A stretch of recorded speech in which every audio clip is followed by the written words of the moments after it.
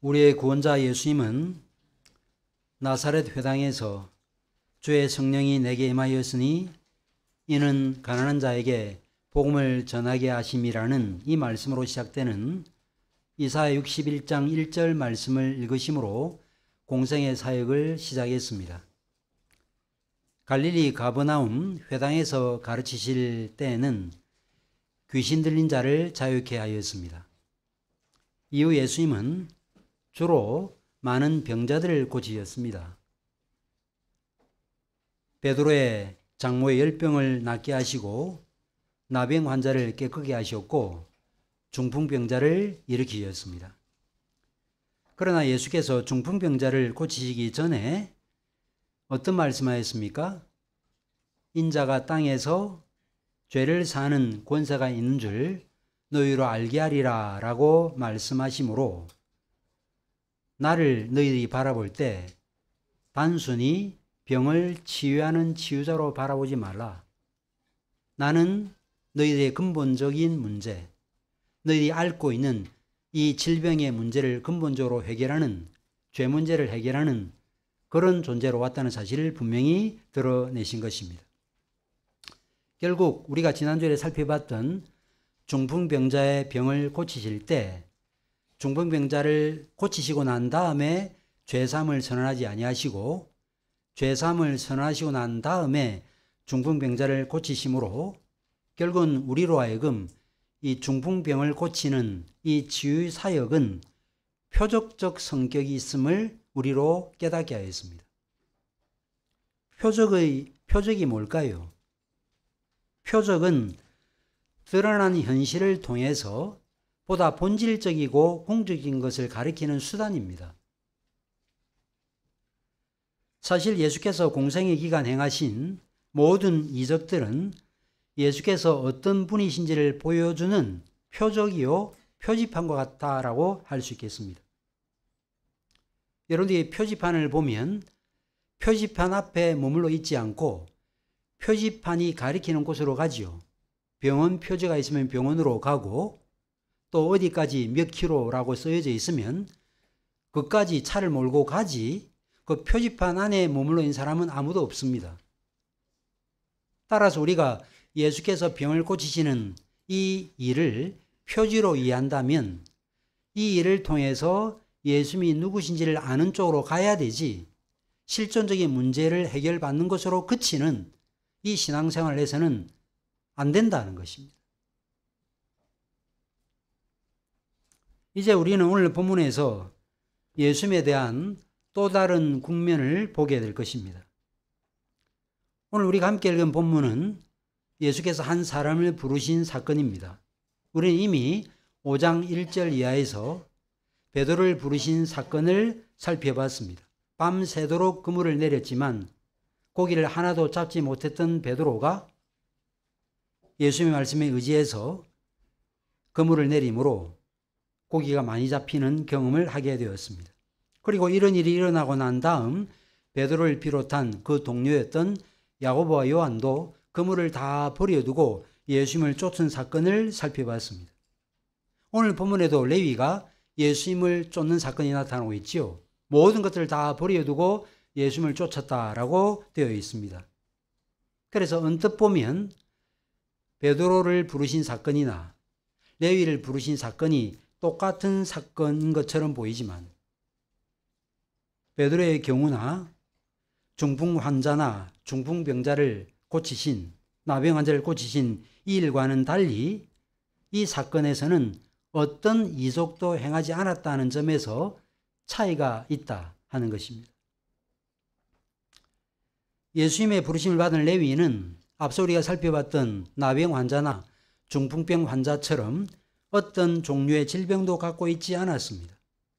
레위는 자신의 생업에 충실할 수 있을 정도의 건강을 가지고 있었고 자기 일을 열심히 함으로 돈도 많이 벌었습니다.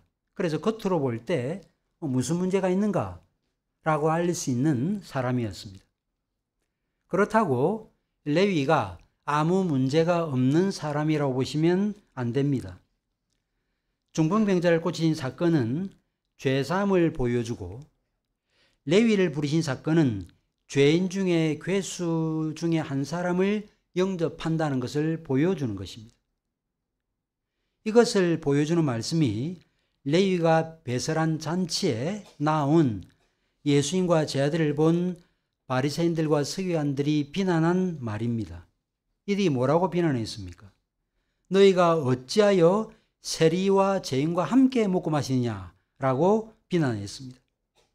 세리와 죄인을 한 묶음으로 묶어버린 거죠. 죄인은 세리고 세리는 죄인이라는 것입니다.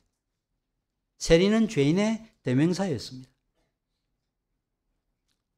예수님 당시 이스라엘은 로마의 식민 통치를 받게 되고, 로마 정부는 유대인을 고용해서 유대 백성들에게 부과된 일정한 세금을 거뒀습니다. 이는 이스라엘이 애굽에 종살이 할 때 바로가 이스라엘 중에 기록원을 세워서 벽들을 굽게 하고 감독했던 것과 유사합니다. 일제강점기 때 일본 사람들이 우리나라 사람을 고용해서 조선 사람을 박해했던 것도 이와 같은 차원에서 되어진 일이었습니다. 이처럼 로마 정부는 원활한 세금 징수의 목적으로 유대인을 세리로 고용을 했고, 이들을 잘 부리기 위해서 미리 약속한 세금 이외에 더 많이 거두면 그것은 너 가져라 라고 말했던 것입니다. 그러다 보니 세리들은 백성들에게 세금을 거둔 일에 열심을 내었던 것이죠. 그러면서 더 많이 과세해서 남은 것은 자신의 호주머니에 넣었습니다. In my pocket 한 것입니다. 회개세를 베풀었던 세례 요한이 자신에게 나왔던 세리들에게 정한 세 이외에는 더 과세를 하지 마라, 더 거두지 말라 라고 말씀했던 것은 이런 상황을 염두에 둔 말씀이었습니다. 이처럼 세리들이 과도하게 세금을 징수하게 되자 사람들은 세리를 날강도와 같은 그런 존재, 매국노처럼 인간 쓰레기로 취급했던 것입니다. 그래서 자신의 아들, 딸을 세리 집안에게 주지 않았어요. 뿐만 아니라 법정에서 증인 역할을 할 수 없도록 했던 것입니다. 그러다 보니 세리들이 어떤 삶을 살았겠습니까? 경제적으로는 다소 윤택한 삶을 살긴 했지만 자국민의 피를 빨아먹고 산다는 그 죄책감으로 인해서 마음은 늘 부담을 가지고 있었던 것입니다. 자신을 바라보는 죄인들의 따가운 시선을 의식하지 않을 수 없었고, 수군거리는 사람들의 말 때문에 그 마음은 무너졌던 것입니다. 그러나 세금을 거두는 일로 인해서 경제적인 윤택감을 누릴 수 있었기에 내가 뭐 이 짓 하고 싶어서 하나, 먹고 살려니 별 수 없지 않은가 하는 이 마음으로 자위했던 것입니다. 그러던 어느 날 레위가 예수님을 만나게 됩니다. 레위도 아마 예수께서 어떤 분이신지를 분명히 알았을 거예요. 소문이 계속 퍼져나가기 때문에 예수님이 말씀을 가르치시고 많은 병자들을 치유하신다는 사실을 그는 익히 들어서 알고 있었습니다. 그러다가 어느 날 예수님을 만나게 되고 예수님의 제자가 된 것입니다. 하지만 레위가 예수님을 만나서 제자가 된 이 일은 자기 스스로의 결단이나 의지로 된 일이 아니었습니다. 이 일은 예수께서 찾아와 주심으로 이루어진 일이었습니다. 이를 보여주는 표현이 27절이에요. 예수께서 나가사 보시고, 누가 일을 먼저 시작했습니까? 예수께서 나가셔서 보였어요. 그리고 예수께서 나를 따르라고 말씀하였습니다. 여러분들의 삶의 주체가 여러분들 자신이라고 생각을 하지만, 물론 인격적으로 우리는 그렇게 하나님께서 자유의지를 주심으로 우리가 스스로 선택하고 결단하긴 하지만, 그러나 잠언 말씀에 뭐라고 말하죠? 걸음을 걷는 이는 사람이지만 그 걸음을 실제로 주관하시는 분은 하나님이라고 분명히 말씀하고 있습니다. 이 모든 일에 성령께서, 하나님께서 역사하신 것입니다. 레위는 삭개오처럼 세리장은 아니었고 세리장에 의해서 고용된 일반 세리였습니다. 오늘날로 말하면 그냥 일반 세무 공무원과 같은 그런 격에 해당되는 일을 했던 것입니다. 그래서 이 일을 위해서 세관에, 일터에 앉아 있는데 예수님께서 레위를 찾아오신 것이죠. 그래서 성경에 이런 광경을 보시고라고 되어 있는데 이 보시고라는 이 표현은 한번 힐끗 봤다는 뜻이 아니라 자세히 주목하여 봤다는 뜻입니다. 일반적인 사람들은 듣고 봐야 그 사람이 어떤 존재인지를 아는 반면 예수님은 자신의 육신의 눈으로 듣고 보기 전에도 모든 것들을 아시는 분이십니다. 예수님은 레위가 가지고 있었던 마음의 상처, 그가 지은 모든 죄들을 다 알고 계셨습니다. 이 예수께서 레위에게 나를 따라오너라, 나를 따르라고 말씀하신 것입니다. 예수님은 지금도 다양한 경로로 우리에게 말씀하십니다. 설교자를 통해서, 전도자를 통해서, 믿는 가족과 믿는 친지들을 통해서, 또한 오늘 부족한 저를 통해서 나를 따라오느라고 말씀하시는 것입니다. 그러면 레위는 예수님의 부르심과 초청에 어떻게 반응했습니까? 누가는 그가 모든 것을 버리고 일어나 따르니라고 기록해 놓았습니다. 베드로도 그렇게 따랐다고 기록해 놓았습니다. 배를 육지에 대고 모든 것을 버려두고 주님을 쫓았다고 되어 있습니다. 그래서 이 말씀만 놓고 보면 예수께서 나를 따르라 하시니 즉시 따랐다고 되어 있으니까 그냥 딱 한마디 너 나를 따라와 하니까 그냥 즉시 따라 나온 것처럼 그렇게 생각할 수 있겠지만, 그러나 이 상황에 대한 묘사가 요약된 형태로 되어 있는 것이지 그야말로 그냥 생전 처음 본 레위한테 너 나 따라와 그냥 따라갔다 이렇게 보기는 어려운 겁니다. 베드로가 밤새도록 한 마리 고기도 잡지 못하고 예수님의 말씀에 의지해서 그물을 내리고 그 다음에 그물에 고기가 많이 잡히게 되었죠. 이런 과정들이 있었던 것처럼 이런 어떤 모종의 과정이 있었을 거예요.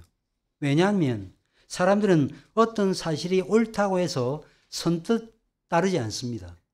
여러분들이 예를 들어서 어느 병원에 갔다든지 어떤 음식을 먹고 몸이 좋아졌다든지 할 때 사람들에게 권하죠. 어느 병원에 한번 가보세요. 어떤 음식을 한번 먹어보십시오. 좋습니다. 그러면 그 소식을 전해 듣고 그 즉시 병원에 가거나 그 즉시 그 사람이 좋다고 말했던 음식을 드십니까? 그럴 수도 있지만 그렇지 않아요. 설득이 되어져야 돼요. 정보만 주어지지 않고 설득되어질 때 자신의 삶의 무게를 가지고 그 말씀에 청종하게 되는 것입니다. 그래서 예수님은 레위에게 아마도 이런저런 말로 설득하실 것이고 레위는 예수님의 말씀에 순종했을 것입니다. 무엇보다 레위가 모든 것을 버려두고 예수님을 따라갔던 그 이유는 이제껏 해왔던 그 일보다 주님을 따르는 일이 훨씬 더 가치 있는 일이라고 하는 분명한 확신이 있었기 때문이었습니다. 그러지 않았더라면 모든 것을 버려두고 예수님을 따라갈 리 만무해요. 여러분들은 어떻습니까? 여러분들은 하나님을, 예수님을 여러분들의 모든 것을 다 버려두고 따를 만한 분으로 인정하십니까? 레위는 예수님을 따르기 위해서 모든 것을 버렸습니다. 예수님을 따르게 되면 버리게 되어 있어요. 새로운 습관이 들어오면 자연스럽게 옛 습관을 버리게 됩니다.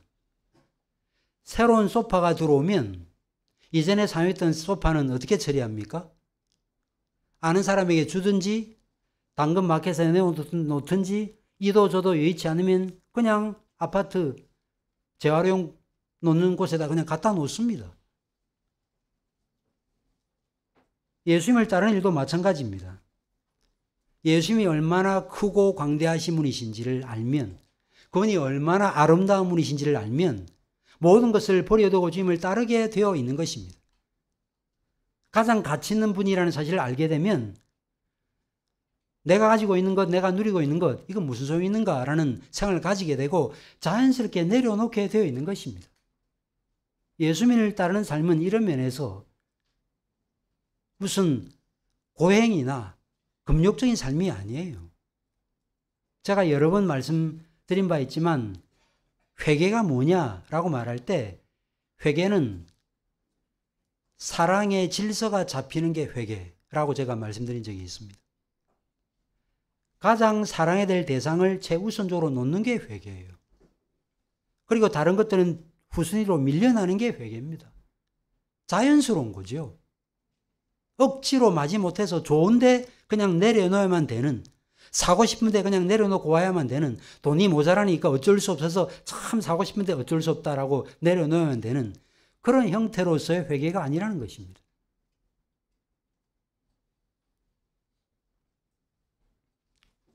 이처럼 예수님이 얼마나 탁월하게 아름다운 분이신지, 그분이 얼마나 광대하신 분이신지를 알기 위해서는 예수님을 알아가야 되는 것입니다.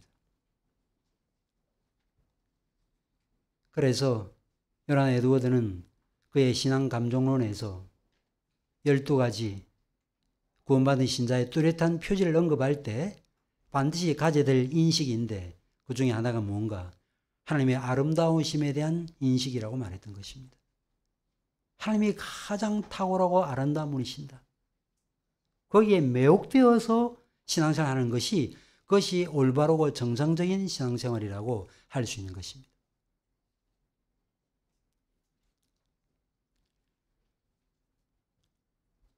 그래서 레위가 모든 것을 버려두고 예수님을 따랐던 것은 너무 잘한 일이었죠. 그런데 어떤 사람들은 레위가 모든 것을 버려두고 주님을 따랐다고 되어 있는데 어떻게 큰 잔치를 베풀 수 있는가? 숟가락까지 다 내다 버렸다면 무슨 잔치를 할 수 있는가? 이런 질문을 제기하는 분들이 계십니다. 그러나 예수님의 제자가 된다고 해서 궁핍하게 살아야 된다거나 재정적인 면에서 항상 어렵게 살아야 된다라는 생각은 잘못된 생각입니다. 예수님의 제자들이나 혹은 오늘날의 목사와 선교사들처럼 때로는 직업을 버리고 예수님을 따르는 경우도 있긴 하겠지만, 그러나 예수님을 따른다고 해서 모두가 다 직업을 버려야 되는 것은 아닌 것입니다. 레위도 마찬가지죠. 물론 레위는 자기의 직업을 그만뒀다고 할 수 있겠지만 그렇다고 해서 자신이 갖고 있었던 모든 것들을 다 폐기 처분했다라고 보시면 안 됩니다. 예수님보다 더 우선하거나 가치 있는 분이 없음을 확신하고 주님을 따라가면 되는 것이지, 그냥 이전에 수도원주의자들처럼 피터 왈도처럼 모두가 다 자기의 소유를 다 가난한 사람에게 나눠줘야만 된다라는 것은 너무 성경을 왜곡한 것이죠. 자, 오늘 본문은 27절, 28절로 끝나도 아무 문제가 없습니다. 5장 1절부터 11절 말씀을 요약한 형태로서 예수님께서 찾아가셨고 그 다음에 레위는 예수님이 부르시면 응답했다 하는 것으로 끝이 나도 아무 문제가 없습니다. 그런데 오늘 본문은 이 말씀으로 끝이 나지 않아요. 모든 것을 버려두고 주님을 쫓았다는 것으로 끝나지 않고 있습니다. 레위가 예수님을 위해서 잔치를 베푼 사건을 언급하고 있습니다. 대개 잔치를 언제 베풉니까? 생일 때나, 요즘에는 회갑, 연 이런 거는 잘 하지 않는 것 같아요. 적어도 한 8순, 9순 이 정도 되어야 잔치를 하는 것 같습니다. 이처럼 생일 때 잔치를 하지요. 혹은 결혼식이나, 혹은 높은 지위에 올랐거나, 또 대부분 사람들은 다 낙방하고 수능 공부에도 합격할 수 없는 어떤 시험에 합격했을 때 잔치를 벌입니다.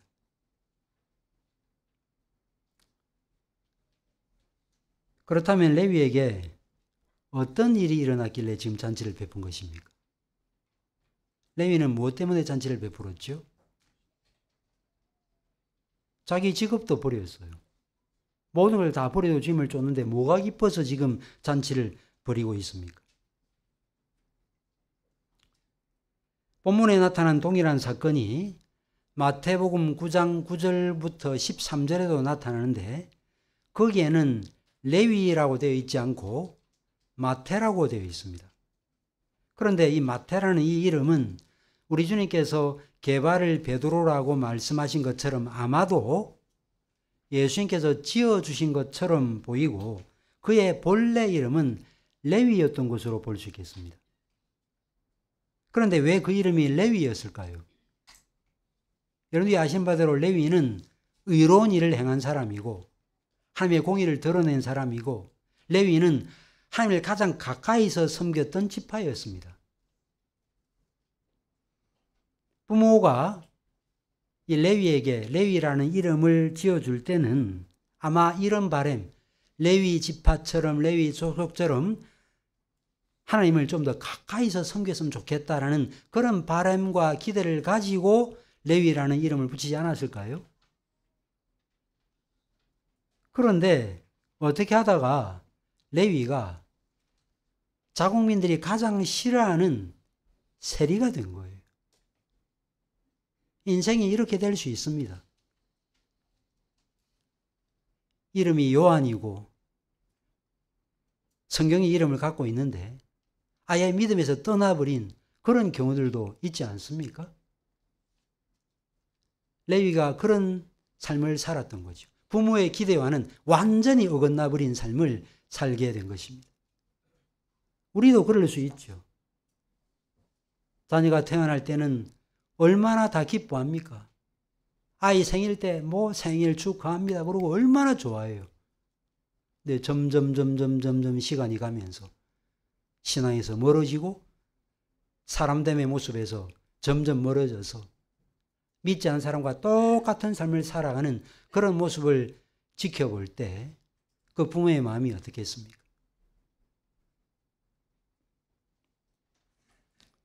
결국 레위는 어느 날 멸시와 조롱의 대상이 되어버리고 말았습니다.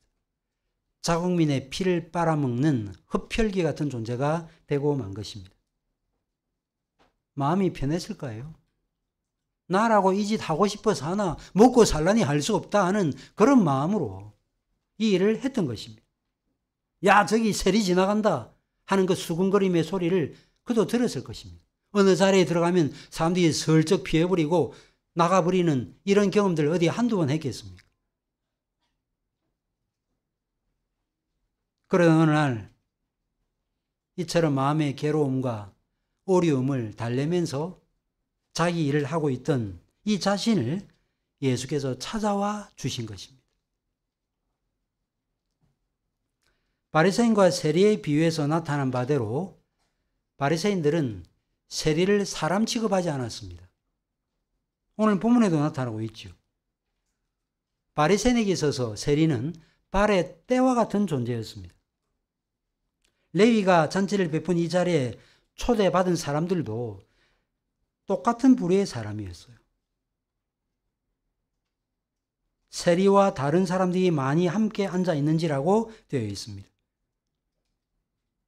이 자리에는 바리새인들과 서기관들은 앉아 있지 않았습니다. 예수께서 이런 부류의 사람들을 찾아오신 것입니다. 무엇하러 찾아오실까요? 너 참 고생한다.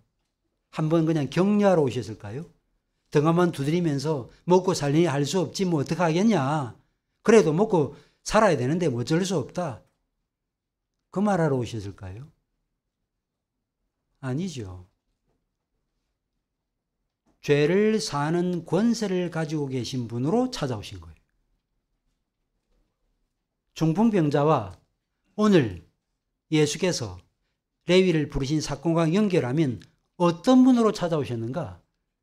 죄를 사는 그런 분으로 찾아오신 거예요.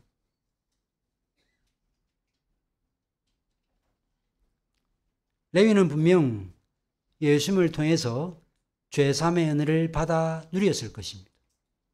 천국 복음을 전파하고 병든 자를 고치시고 죄를 사하시는 권세를 가지신 예수님을 통해서 영혼의 참된 자유를 누렸던 것입니다. 그리하여 그 은혜가 너무 커서 예수님에게 자신의 인생을 다 내어 맡긴 것입니다. 레위가 잔치를 베푼 것은 이 때문이었습니다. 레위의 심령 속에는 죄사함으로 인한 기쁨과 구원의 감격이 있었습니다.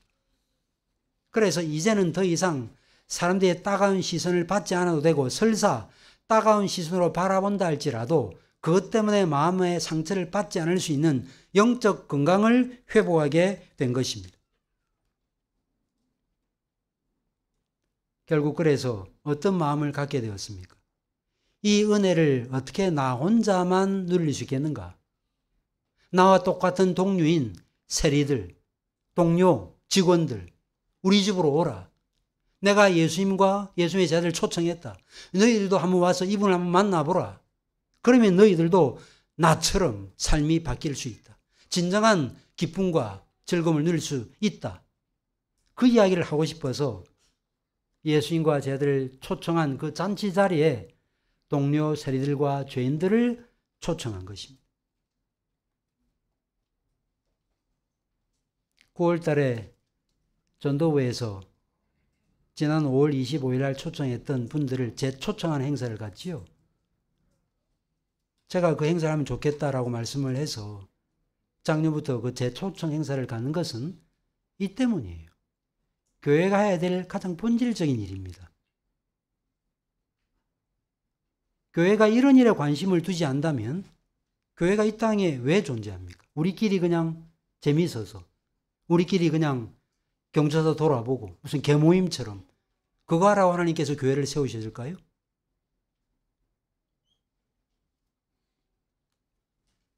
사랑하는 교회 여러분은 어떠십니까?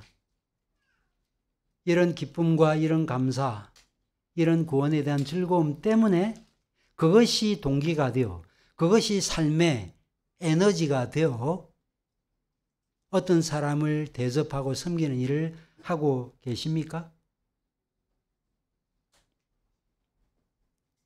제가 재작년인가요? 복음의 집 열쇠라는 책을 이달의 책으로 지정한 적이 있습니다. 그 책을 쓴 사람이 로자리아 버터필드라고 하는 여성이죠. 이 여성이 미국 사람인데 레즈비언이었어요. 그래서 레즈비언 공동체에 깊이 소속되어 있다가 어느 날 한 부부로부터 식사 초대를 받게 돼요. 그 초대에 응하게 되고 결국 그 부부로부터 복음을 듣게 되고 회심하게 되고 결국 목사 사모가 되고 난 다음 이런 경험이 자신에게 얼마나 좋은 경험이었던지 그때부터 많은 사람들을 자기 집으로 초청하고 식탁 교제하면서 복음을 전하게 된 것입니다. 이 한 부부, 그가 로자리아 버터필드를 초청하지 않았더라면 복음의 집 열쇠라는 책은 세상에 나타나지 않았을 것입니다.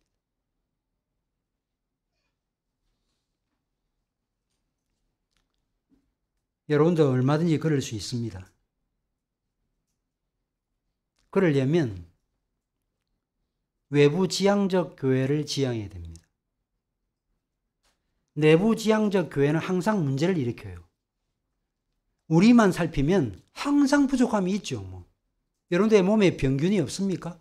만약에 여러분들의 건강을 회복하기 위해서 여러분들의 몸에 있는 모든 병원균을 다 제거하는 데만 시간을 쏜다면 건강한 삶을 살 수 있겠습니까? 그럴 수 없어요. 교회는 내부 지향적이 되면 안 되고 외부 지향적이 되어야 됩니다. 흔히 미셔널 처치라 그러죠. 선교적 교회. 개혁교회들은 복음을 잘 전하지 않는다는 것은 그 잘못된 오해예요. 제가 이전에도 여러 번 말씀드렸죠. 주일 전 토요일 날 나가서 노방전도를 매주 합니다.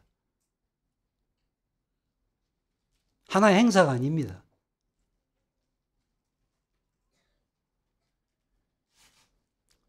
여러분들도 이런 사실을 기억하고 우리 교회 내 문제, 여기에만 마음이 가 있어서 우리가 마땅히 돌아보고 피를 채워야 될 사람들에 대한 피를 채우지 못하는 그런 어리석음을 범치 않도록 늘 주의해야 할 것입니다.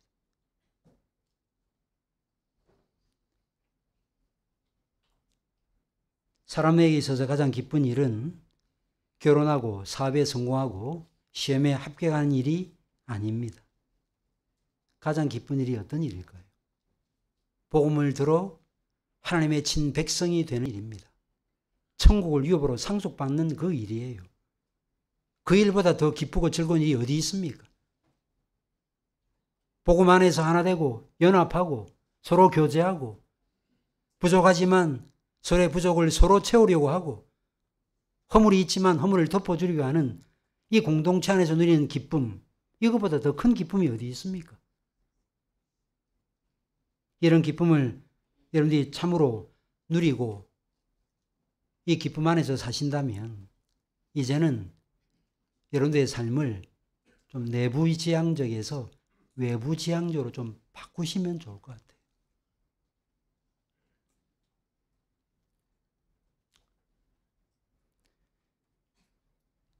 영원한 생명을 얻게 되는 것, 죄인이라는 정죄의식에서 벗어난 레위는 잔치를 베풀었고 많은 동료들과 사람들을 자기 집으로 초청했습니다. 그런데 이때 예수님도 제자들과 함께 이 자리에 참여했습니다. 그 이유가 무엇이었을까요?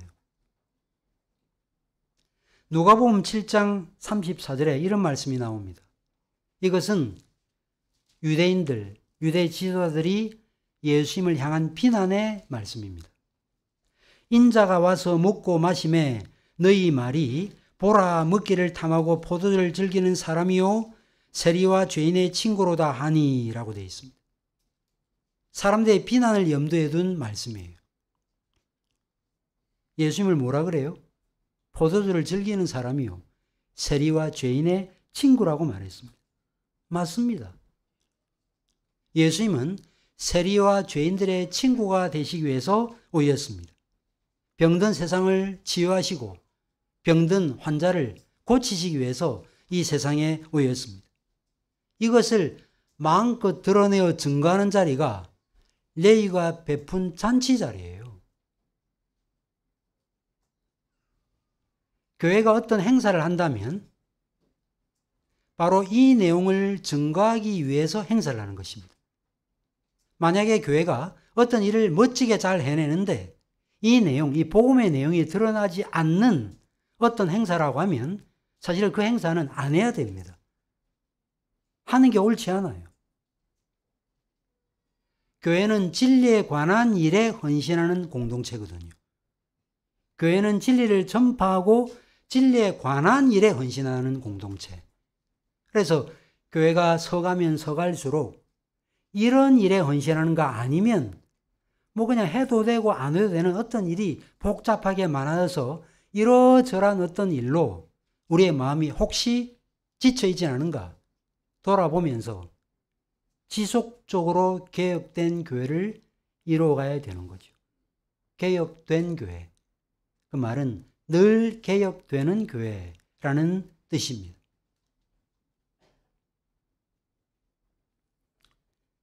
주님은 이 자리에서 뭐라고 말씀했습니까? 건강한 자에게는 의사가 쓸데없고 병든 자에게라야 쓸데있나니 내가 의인을 부르러 온 것이 아니요 죄인을 부르러 왔노라고 말씀했습니다. 예수님은 자신을 병을 고치는 의사에 비유했습니다. 사실 지금까지 베드로 장모의 열병을 고치시고 나병 환자를 고치시고 중풍병자를 고치셨기 때문에 이런 표현은 매우 자연스러운 표현입니다. 사랑하는 교회 여러분, 의사는 누구하고 잘 어울립니까? 저희 교회도 의사가 있죠? 일반적으로 의사는 의사하고 잘 어울리죠. 그런데 만약에 의사가 정말로 의사하고만 어울리면 그 의사가 제대로 된 의사일까요? 의사는 병자하고 잘 어울려야 되죠. 의사가 왜 존재합니까? 병 고치러 존재하잖아요. 그런데 병 고치는 의사가 의사들끼리만 지내면 그게 무슨 의사입니까?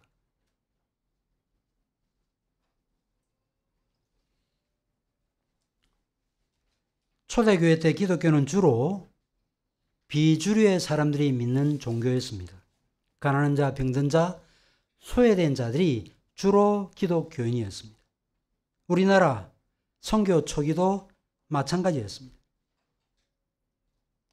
1809년 당시 개성에 백정 아시죠? 오늘 교리 공부 시간에도 백정이라는 가르침이 있었죠. 백정. 백정이 뭡니까? 우리 교회학교에서 물어보겠습니다. 자, 백정이 뭐죠? 네, 상당히 힘들고 졸리시는 것 같은데 퀴즈 한번 내보겠습니다. 네, 백정. 소나 돼지를 도축하는 도축업자를 가리켜 백정이라고 그래요. 그런데 그 당시에는 백정이 사람 취급을 받지 못했습니다. 그런데 한 백정이 혼례식을 올리는데 갓을 쓰고 두루마기를 입고 혼례식을 행했습니다. 그때 개성 사람들이 이 모습을 지켜보고 찾아와가지고 그 집을 다 부셔버리고 갓을 빌려준 사람을 잡아 팼습니다. 역사예요, 이게. 그러다가 1894년에 갑오개혁이 일어나면서 신분제가 철폐되기는 했지만 신분제는 여전했습니다. 실제적으로. 이런 시절 몇 년이 지나서 박성춘이라고 하는 사람이 있었는데 이 사람도 백정이었어요. 1893년에 미국 북장로교회 선교사인 사무엘 무어라고 하는 사람이 공골당 예수교 학당이라는 학교를 세웠습니다. 그때 이 박성춘이 박봉출이라고 하는 자기 아들을 이 학교에 들여보내요. 공부를 시키기 위해서. 그런데 이 박성춘이 콜레라에 걸려요. 1894년에 청일전쟁이 일어나면서 콜레라가 퍼지게 되는데 이 박성춘이 콜레라에 걸리게 되는 거예요. 죽게 되었죠. 그 당시에는 콜레라에 걸리면 어떻게 했는가? 무당을 부르거나 푸닥거리를 했습니다. 얼마나 불쌍해요. 그러니까 사무엘 무어 선교사님이 의사 에비슨을 데리고 나타났습니다.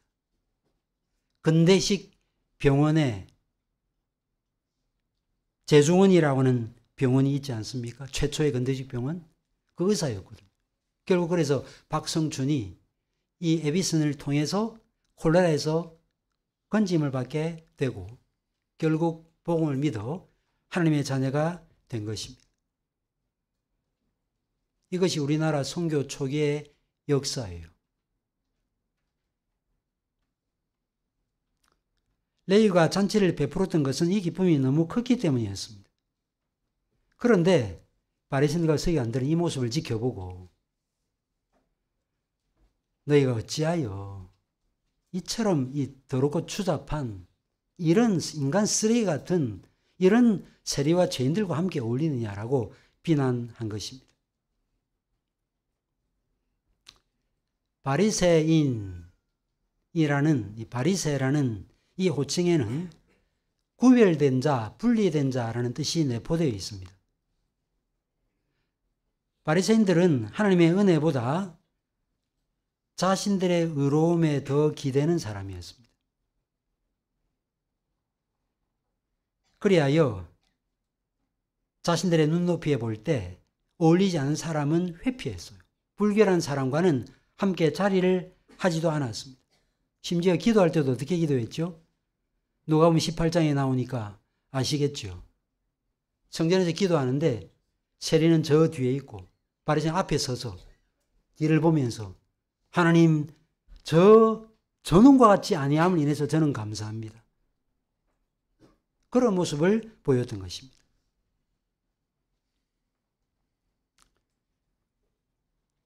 그래서 그들은 세리와 식사한다는 것은 상상도 할 수 없어요. 함께 있는 것도 싫은데 이 식탁 교제는 그 사람을 존중하고 인정한다는 뜻이거든요. 교제한다는 뜻이거든요. 근데 어떻게 그럴 수 있습니까? 오늘 우리가 읽었던 사도행전 10장에도 그 내용이 나타났잖아요. 유대인들은 이방인과 함께 식탁 교제를 하면 안 돼요.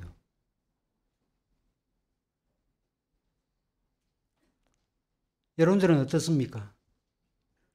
혹시 여러분들의 삶의 주위에 여러분들의 경건의 수준, 여러분들의 경제적 수준, 지식의 수준, 그것을 기준으로 딱 삼아놓고 거기에 어울리면 실제적인 교제와 교통의 대상으로 삼고 그렇지 않으면 내치는 혹 그런 삶을 살고 있지는 않습니까? 얼마든지 그럴 수 있거든요. 교회 안에 함께 들어와 있기는 해요. 인사도 해요. 그러나 실제 내 마음 안에서 어떤 생각을 갖는가? 당신 정도면 나하고 이렇게 정말 긴밀한 교제의 대상은 아니다.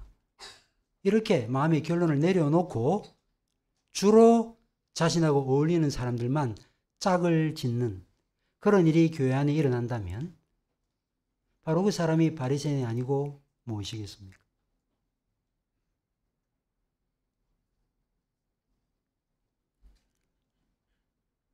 바른 말씀과 정통 교리를 듣고 계획된 교회를 세우기 위해서 힘쓰는 것은 좋은 일이긴 하지만 이것을 기준으로 삼고 한국 교회와 현대 복음주의 교회나 일반 성도들을 폄훼하는 것은 매우 어리석은 짓입니다.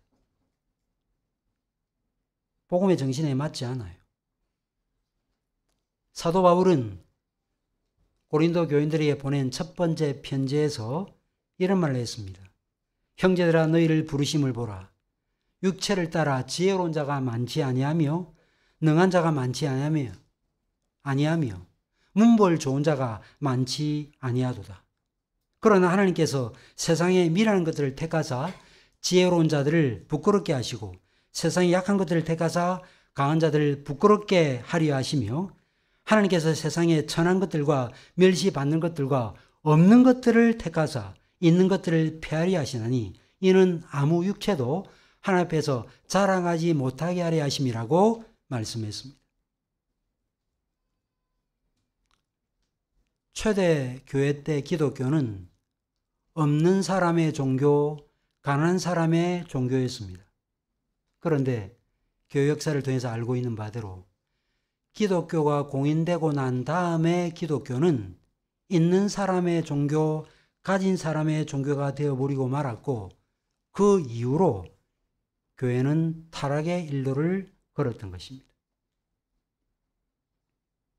오늘날 한국 기독교는 어떨까요?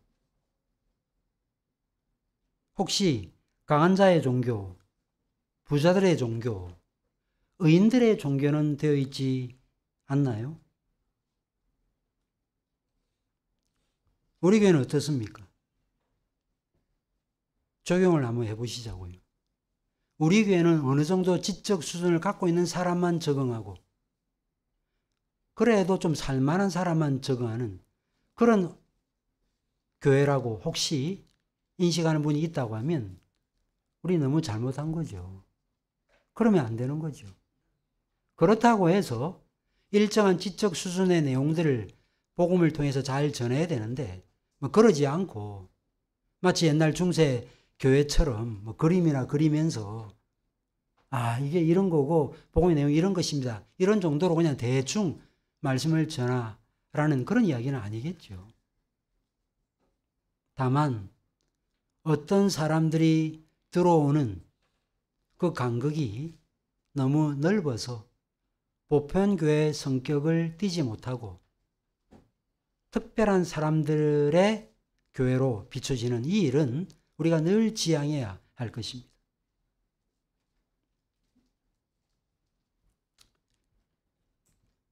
의인과 배운 사람들만 모이는 종교는 은연중에 죄인들과 못 배운 사람들을 배척하는 종교가 되고 맙니다. 예수님 당시 바리새인의 종교가 바로 그런 종교였습니다. 그들은 자신들의 모든 판단 기준을 자신의 생각으로 삼았습니다. 자기가 기준이었어요. 자기가 기준이 되면 자신 외에는 모든 것은 비판의 대상이 되어버리고 맙니다. 이거 매우 조심해야 돼요. 진리에 대한 확신을 가질수록 그러기 쉽기 때문에 늘 조심해야 됩니다. 내가 갖고 있는 생각이 맞다는 거예요. 이게 더 성경지라는 것입니다. 그게 정말 객관성을 띈 사실이라면 괜찮지만 편협한, 부족한 그런 사고에서 나온 기준을 제시하면서 그렇지 않은 생각을 갖고 있는 사람은 다 내쳐버리는 이런 식의 모습은 옳지 않은 것입니다. 자기가 기준이 되고 자기 외에는 모두 비판의 대상이 되는 종교는 의인들의 종교의 특징입니다. 우리 교인들 중에 이 종교의 신봉자가 없기를 바랍니다.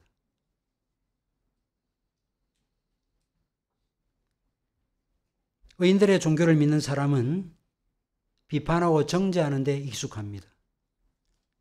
개혁신앙, 개혁교회, 개혁주의 신학을 외치는 사람이 이런 우를 범할 가능성이 매우 농후하기 때문에 항상 조심해야 될 것입니다.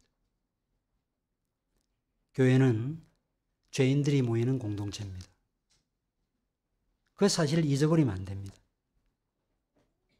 죄인들로 모였는데 의인처럼 행사하시면 안 돼요. 여러분들 때로 이런 경험할 때가 있죠.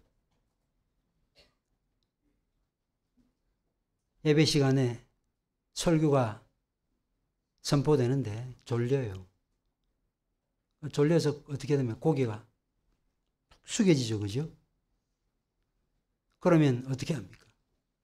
고개가 떨어졌다는 사실을 직감하는 순간 졸지 않았음을 나타내기 위해서 목을 이렇게 쏴. 나 졸지 않았어. 이것이 위선이고 외식이 아니겠습니까? 근데 우리는 본성이 타락해서요. 그냥 그렇게 되어버려요, 그냥. 이게 얼마나 참 우리의 문제인지요. 우리 다 죄인입니다. 다 더럽고 냄새나는 사람이에요. 그래서 뭐 이렇게 높은 기준을 가지고 자꾸 제시하고 판단하고 정죄하고 그러지 마십시오. 별 수 없습니다. 저라고 별 수 있겠습니까? 다 죄인들이에요. 다 그리스도의 은혜가 필요한 사람들입니다. 서로 싸매주고 덮어주고 용서하고 용서받는 그 공동체를 이루는 것이야말로 비난을 받지 않을 수 있는, 아니 교회다운 교회를 세울 수 있는 그런 첩경인 것입니다. 병원 가면 아픈 사람이 많습니까? 건강한 사람이 많습니까? 질문이 이런 질문하면 안 되죠, 그죠? 가르치는 사람은 빤한 질문하면 안 돼요. 교회는 어떻습니까? 교회는 죄 바이러스에 감염된 환자들을 치유하는 곳입니다. 교회 안에서는 그래서 죄인들이 가득합니다. 그럼에도 의인인 것처럼 그렇게 행시하시면 안 된다는 것입니다. 다 영적으로 병든 자고 우리 다 아픈 사람들입니다. 감사한 것은 주님이 이 때문에 오셨다는 거죠. 이런 사람들을 치유하기 위해서 교회를 세우셨다는 것입니다. 이런 사실을 기억하고 양심이 여러분들을 죄인이라고 정죄할 때마다 의사 되신 예수님께 나아가시기 바랍니다. 그리고 예수님께 상처를 보이시고 또 이번 주에 남성도 1박 2일 교제 모임이 있을 때 여러분들이 아프고 힘든 거, 부끄러운 거 드러내십시오. 서로 하나님의 자비와 공의를 구하고 용서하면서 아름다운 공동체를 이루시길 바랍니다. 주님께서 반드시 여러분들의 죄 문제를 해결해 주실 것입니다. 기도하겠습니다. 하나님 아버지, 병든 사람, 죄인들을 치유하시고 죄를 용서하시기 위해서 우리를 찾아오셨습니다. 세상 안으로 들어오시고 각 개인을 불러주셨습니다. 전도자를 세우시고 복음을 듣게 하시고 믿는 부모를 통해서, 믿지 않는 가족을 통해서, 친지를 통해서, 친구를 통해서 복음을 듣게 하시고, 그리하여 하나님의 나라의 천국 잔치에 초대받을 수 있도록 은혜를 주셔서 감사합니다. 이 놀라운 하나님의 은혜와 사랑을 알고 믿는 자답게 하나님의 교회를 이루고 그렇게 복음에 반응하는 삶을 살아갈 수 있도록 인도하여 주시옵소서. 우리의 문제와 우리의 형편과 우리의 처지에만 함몰되어 외부 사람들에게 도무지 시선을 주지 못하고 그들의 피를 채우지 못하는 어리석음을 범치 않도록 인도하여 주시옵소서. 하나님의 교회가 교회답게 세워지게 하시고 주께서 주신 말씀의 터전 위에 더 건강하게 교회를 세워가는 우리 모두가 되게 하여 주시옵소서. 예수 그리스도의 이름으로 기도드리옵나이다.